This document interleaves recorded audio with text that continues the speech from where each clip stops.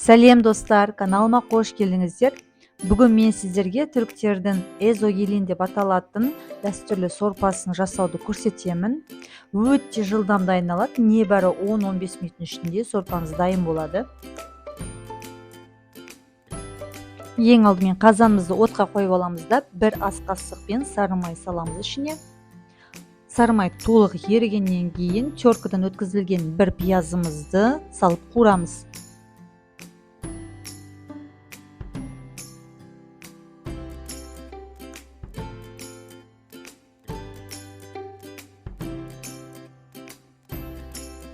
Одан ары 2 тіс сарымсақты қосамыз. Сарымсақтарды да теркадан өткізіп алдым. Кішкентай теркалар болады ғой, сонымен өткізіп алдым.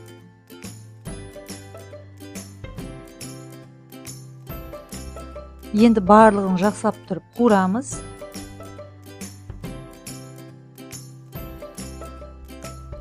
Енді бір ас қасықпен кептірілген жалбызды қосамыз.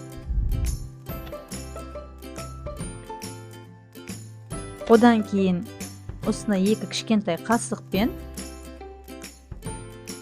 паприка қосамыз.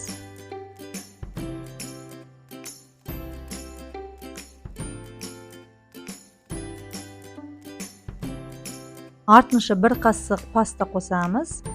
Мен бұрыш пастасын қолдандым. Сіздер томат пастасын қолдансаңыздар болады. Жалпы түріктер күнделікті өмірде де және қонақтарға да осы сорпаны ұсынады. Және айтатын тағы бір жайт, түріктер бірінші сорпа, одан кейін екінші негізгі тағамды және үшінші десертті жегенді жөн көреді.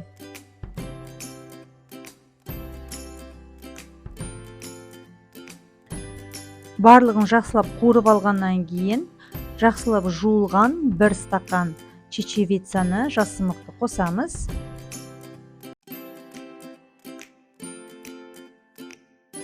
Артынша 1 шай қасықпен жуылған күрішті қосамыз. Одан кейін 1 шай қасықпен булгур қосамыз. Барлығын жақсылап араластырамыз.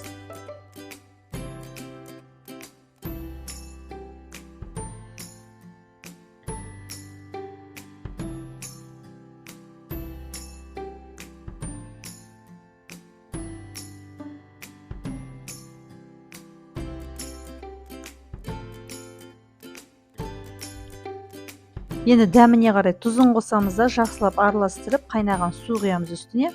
Қақпағын жауып пісіруге қоямыз.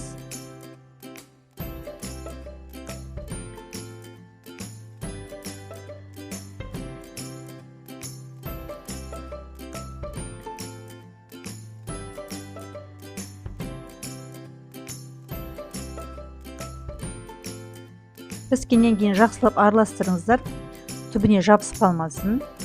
Астын өшіріп, біраз суығаннан кейін блендердің көмегімен біраз еземіз. Егер қоюланып кететін болса, қайнаған судан тағы да қосып, кішкене қайнатып алсаңыз болады, плиткаға қойып.